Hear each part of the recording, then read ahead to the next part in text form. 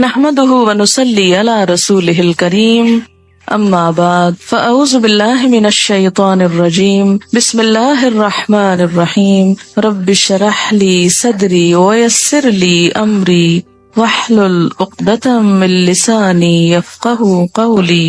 قرآن پاک میں ایک عورت کے لیے ایک لفظ ہے لباس، ایک ہے ثیاب، ایک ہے جلباب۔ یہ تو ہے لفظوں کا استعمال، لباس، ثیاب، جلباب، یہ 3 لفظ قرآن نے استعمال کیے۔ لباس کہتے ہیں اس کپڑے کو جو جسم ڈھانکتا ہے، لباس، ڈریس جس کو آپ کہتے ہیں، جیسے شرٹ ہے، پاجامہ ہے، جو جسم کے ساتھ لگا ہوتا ہے۔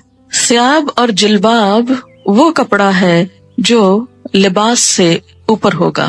پھر لباس کے مختلف حصے بھی استعمال ہوئے، مثلاً خمار، پھر سرابیل ایک اور جگہ پر استعمال ہوتا ہے، سرابیل من قطران جہنمیوں کے لباس کے لیے استعمال ہوا ہے، شلوار کے معنی میں۔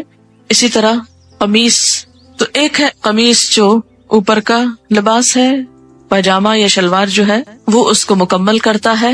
عورتوں کے لیے ایک زائد ڈریس ہے مردوں سے، اور وہ ہے خمار جس کا سورۃ النور میں ذکر ہوا ہے، دوپٹہ، یہ سب کچھ لباس میں شامل ہو جاتا ہے۔ اس کے بعد ثیاب اور جلباب باہر جانے کے لیے استعمال ہوتا ہے۔ یہاں بوڑھی عورتوں کو کیا کہا کہ باہر جاتے ہوئے پھر وہ بڑی چادر جس کو ثیاب ان کا بولا گیا وہ اتار دیں، کیونکہ اگر ثیاب سے مراد لباس ہوتا تو پھر آپ خود سوچ سکتے ہیں کہ اس کا معنی کیا بنتا ہے۔ سورۃ الاحزاب میں آتا ہے یا ایھا النبی قل لازواجک وبناتک ونساء المؤمنین یدنین علیہن من جلابیبہن۔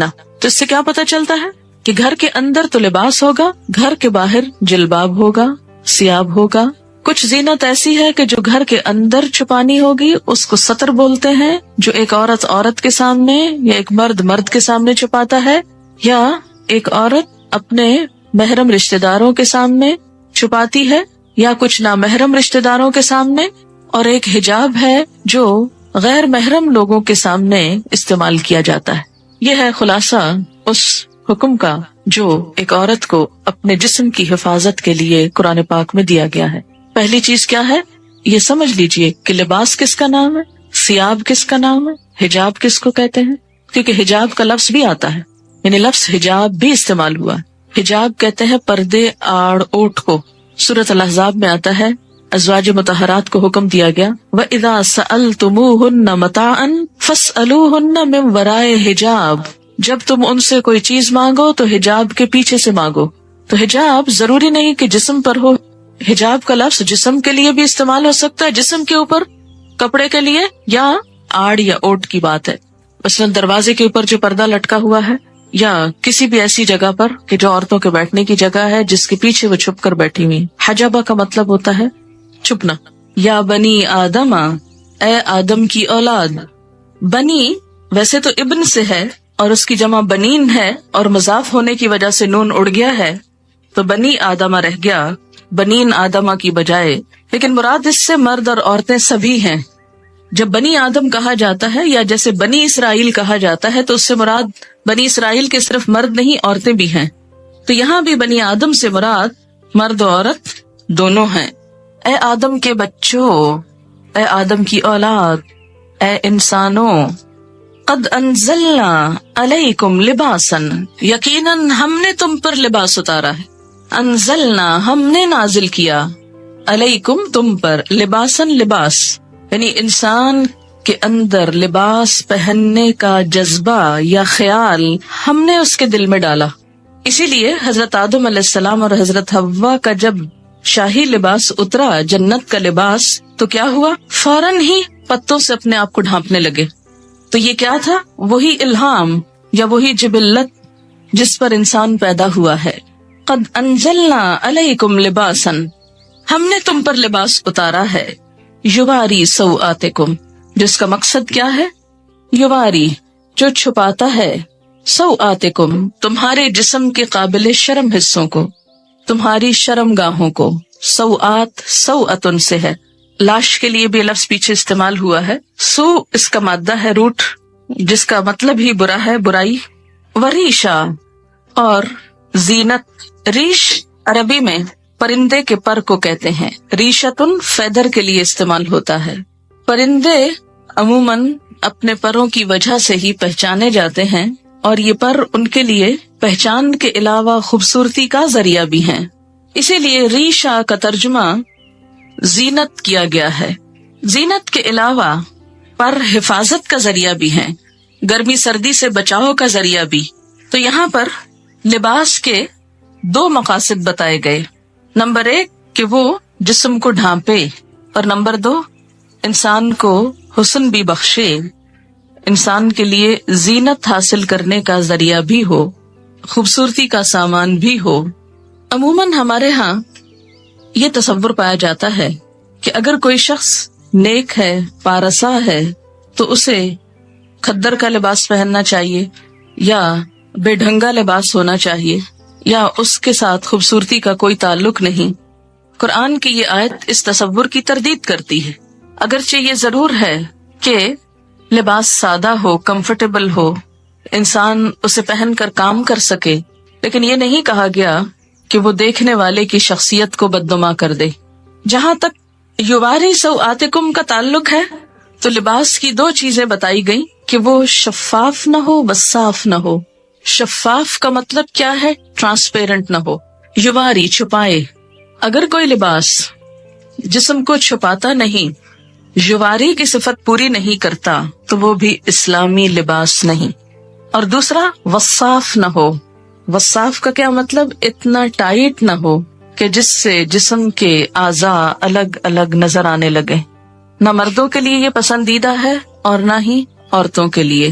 اب آپ دیکھیں کہ یہ جو شرط لگائی گئی، یواری جو چھپائے، اب ذرا سب اپنے اپنے لباس کو دیکھیں، کہیں آپ کا جسم جھلک تو نہیں رہا. دیکھیں نا، خود کو نہیں دیکھ سکتے، خود کو نہیں دیکھ سکتے.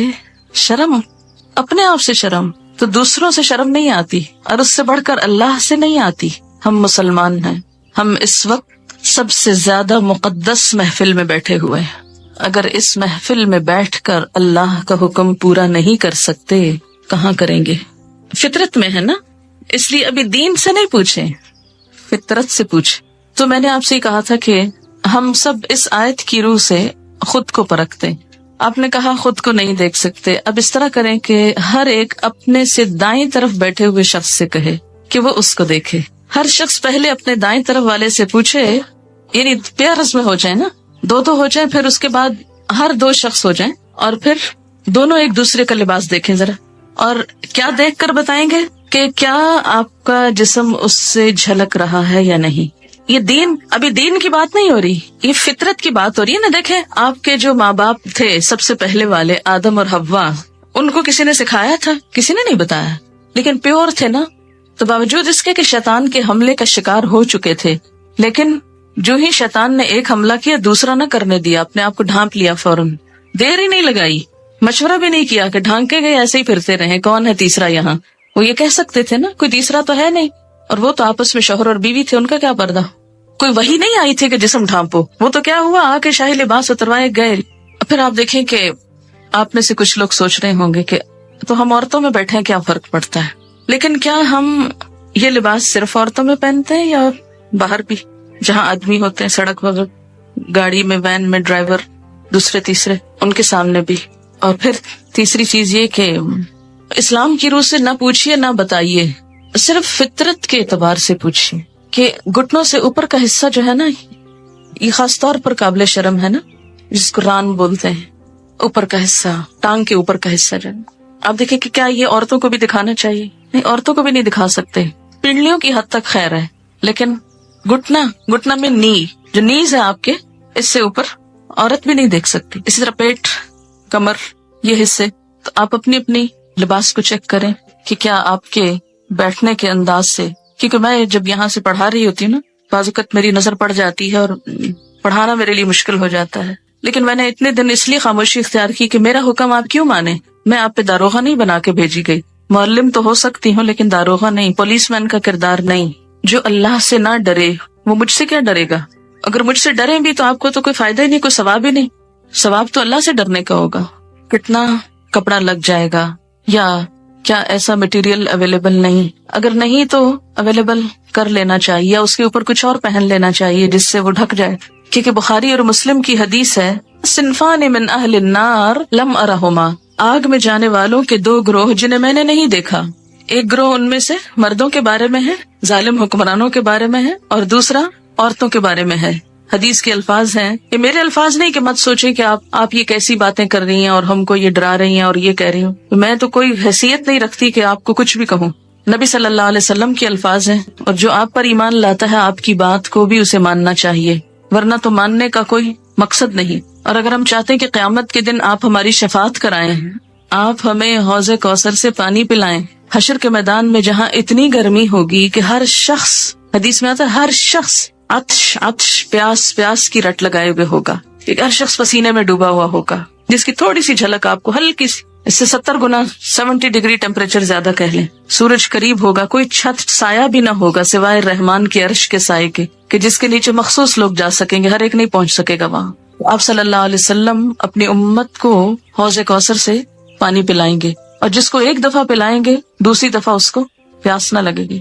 ہم اپنے اس لباس میں آپ کے سامنے جا سکتے ہیں. مثلا سوچئے کہ جیسے تصور میں لائیے کہ نیچے آپ صلی اللہ علیہ وسلم تشریف رکھتے ہیں اور آپ لفٹ سے اترے ہیں، سیڑھیوں سے اترے، اور آگے آپ کی ملاقات ہو جاتی ہے ان سے، فیس کر سکتے ہیں ان کو، تو وہاں ان سے حوض کوثر سے پانی لے کے کیسے پئیں گے اگر ایسے عمل ہوئے؟ آپ نے فرمایا نساء کاسیات عاریات، نساء عورتیں، کاسیات لباس پہنے ہوئے، کاسیہ کسوہ سے ہے، کاسیات عاریات، عاریہ عورت سے، عاریہ ننگی عریانی سے، ایسی عورتیں جو لباس پہن کر بھی ننگی ہوں گی، obviously یعنی جسم اس میں سے جھلک رہا ہوگا. نساء کاسیات عاریات رؤوسہن کاسمنۃ البخت، ان کے سر اونٹ کی کوہان کی طرح اونچے اٹھے ہوئے ہوں گے.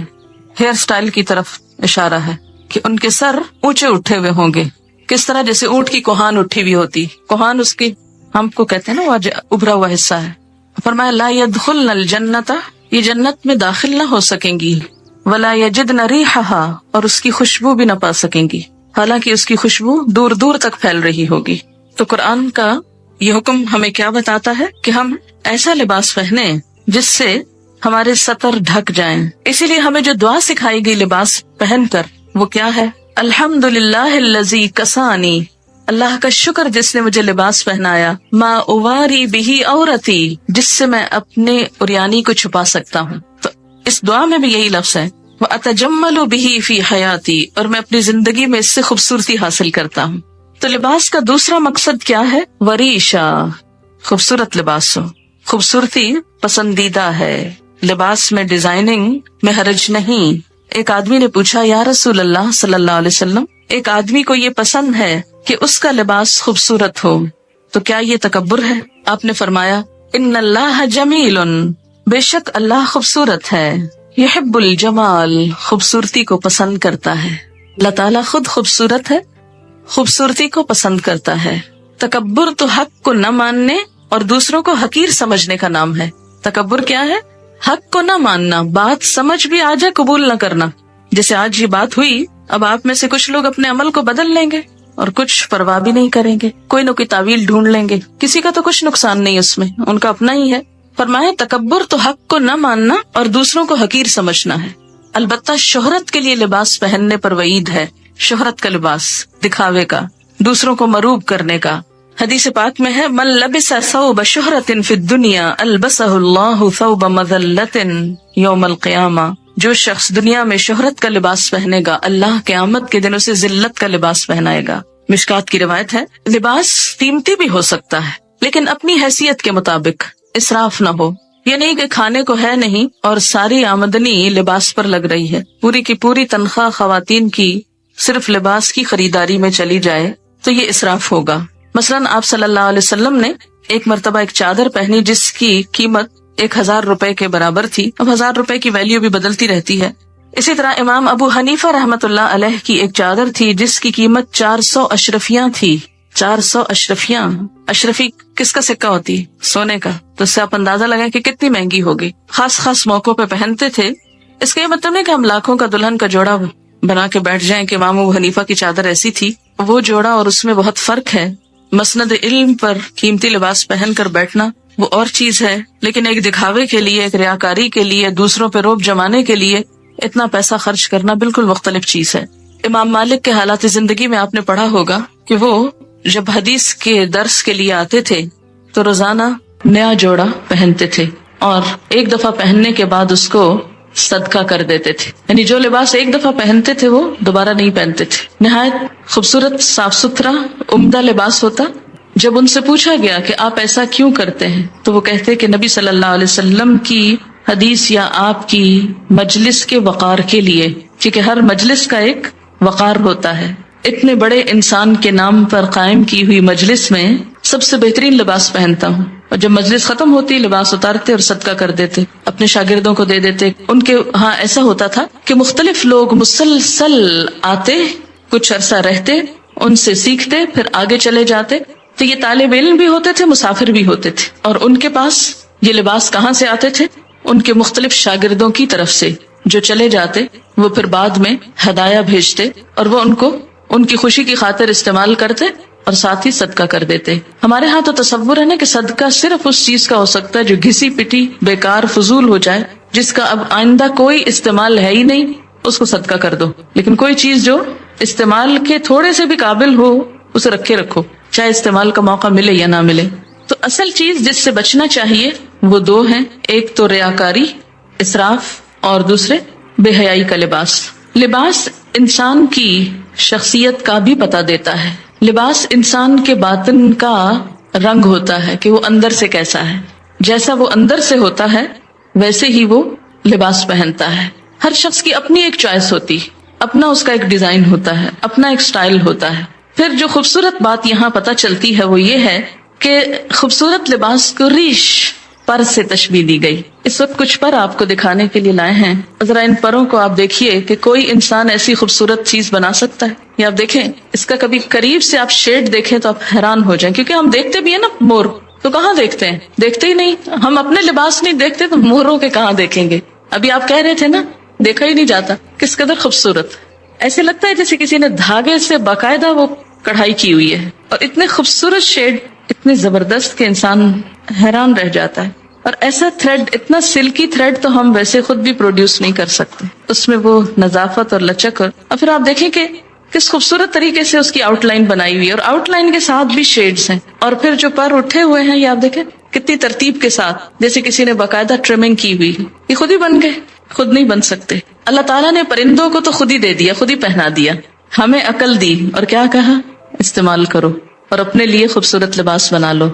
اب دیکھیں کہ جب بہت سارے لوگ ایسی کڑھائی وغیرہ کرتے ہیں تو ان کی، یعنی کڑھائی والے کپڑے پہننا منع نہیں ہے، تقویٰ کے خلاف نہیں ہے، ان کا بھی روزگار ہو جاتا ہے. کئی دیہاتوں میں بیٹھی لڑکیاں، بچیاں جو اپنی زندگی، جن کو اور کوئی کام کرنے کو نہیں، کوئی پڑھ لکھ نہیں سکتی، کتنی خوبصورت خوبصورت چیزیں بناتی، لیکن ہم ان پہ بڑا ظلم ڈھاتے ہیں کہ بہت ہی اونے پونے داموں لے کر ان کی آنکھوں سے اور ان کے صلاحیتوں سے مذاق کرتے ہیں. پھر اسی طرح آپ دیکھیں، اس میں بھی آپ دیکھیں کیسا شیڈ ہے، اتنا خوبصورت. اور ان کی جو نرمی اور ملائمت ہے، ہم بھی اتنے عقل مند نہیں کہ اتنے خوبصورت کپڑے پہننا جانے. ہمارے کپڑے تو خوب اکڑے ہوئے ہوتے، انکمفرٹیبل، کہ جس میں سانس نہ آئے، کام نہ کر سکیں. پرندوں کے پر خوبصورت ہونے کے ساتھ ساتھ اتنے پریکٹیکل ہوتے ہیں کہ ان کو اپنا کام کرنے میں کوئی دشواری نہیں ہوتی.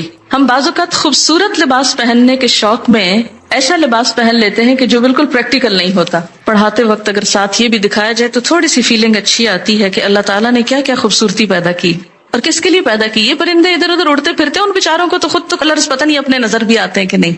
یہ کلرز دیکھنے کی صلاحیت بھی انسان کو ملی. ہم انسان ایکسٹریم پہ چلے جاتے ہیں. ہماری ایکسٹریمز کیا ہیں کہ یا تو دین کے نام پہ، تقویٰ کے نام پہ ہم بالکل بدھو بن جاتے ہیں اور دنیا کی کسی چیز سے کوئی فائدہ نہیں اٹھانا چاہتے. ملنگ کہلانا دوسرے لفظوں میں نیک کہلانا ہے. اسلام میں کسی ملنگی کا کوئی تصور نہیں. یہ بعد کے نظریات ہیں، سادھو اور بھکشو اور معلوم نہیں کیا کچھ. اللہ تعالیٰ نے اپنی یہ تخلیق ہمیں سکھانے کے لیے، ہمیں دکھانے کے لیے پیدا کی ہے. کس کے لیے ہے یہ سب کچھ؟ اللہ تعالیٰ فرماتے تمہارے لیے. ہمارے لیے کیا؟ کہ ہم اس سے سبق سیکھیں. انسان نے جانوروں سے بھی بہت کچھ سیکھا ہے. اپنی حیثیت کے اندر رہتے ہوئے، اپنی شخصیت کے مطابق ساتر لباس، خوبصورت لباس، خواہ پینٹنگ ہو، کڑھائی ہو، مکیش ہو، تلا ہو اور کچھ اور ہو جو آپ کو آتا ہے اور مجھے نہیں آتا، یہ سب کچھ منع نہیں ہے. لیکن موقع کی مناسبت سے، حدود کے اندر رہتے ہوئے اور پہلی شرط مانتے ہوئے یواری سواتکم، معلوم نہیں شیطان نے ہمیں کیوں سجھا دیا کہ ننگا ہونا زیادہ خوبصورتی ہے اور جسم کی نمائش کو خوبصورتی بنا دیا، سی تھرو کپڑے پہنانا زیادہ عقل مند کہلانے کا سبب سمجھایا، حالانکہ ایسا نہیں ہے۔ سارے جانوروں کے لباس اللہ نے خود ہی پہنا دیے اور وہ بےچارے ایک ہی ڈیزائن میں رہتے ہوئے دنیا سے چلے جاتے ہیں، جبکہ انسان کو ایک لباس نہیں دیا، اس کو سکن کلر دیا جس کے اوپر ہر خوبصورت چیز نمایاں ہو جاتی۔ آپ دیکھیں نا سکن کلر کا کارپیٹ ہو تو اس کے اوپر فرنیچر کتنا نکھرتا ہے۔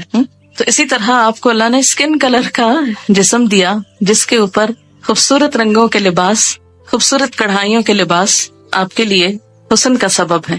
یہی اگر آپ کی سکن بلو کلر کی ہوتی تو آپ کتنے لمیٹڈ کلرز پہن سکتے تھے، کیونکہ بلو کے اوپر ہر کلر پھر سوٹ نہیں کرتا۔ اسی طرح اگر آپ گرین ہوتے، سوچے نا تھوڑا سا، تو کیا نظر آتے۔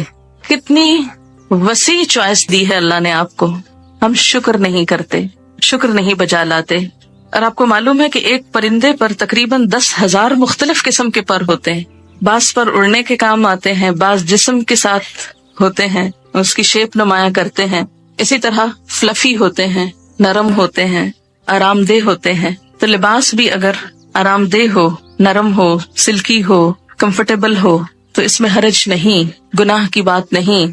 ہاں، مردوں کے لیے سلک حرام قرار دی گئی، اگر ان کے لیے حلال ہوتی تو شاید عورتوں کے حصے میں بہت تھوڑی آتی۔ حدیث ہے آپ صلی اللہ علیہ وسلم جب کوئی نیا کپڑا پہنتے تو اس کا نام لے کر فرماتے کہ اللہ نے مجھے یہ عنایت فرمایا، اور پھر دعا پڑھتے اللہم لک الحمد انت کسوتنیہ اسألک خیر ما صنع لہ واعوذ بک من شرہ وشر ما صنع لہ۔ اے اللہ، تیرے لیے ہی سب تعریف ہے، جیسا کہ تو نے مجھے یہ کپڑا پہنایا، میں تجھ سے اس کی بھلائی اور اس چیز کی بھلائی کا سوال کرتا ہوں جس کے لیے یہ بنایا گیا، اور میں تیری پناہ چاہتا ہوں اس کی برائی سے اور اس چیز کی برائی سے جس کے لیے یہ بنایا گیا۔ ایک اور دعا ہے اللہم انی اسألک من خیرہ وخیر ما هو لہ واعوذ بک من شرہ وشر ما هو لہ۔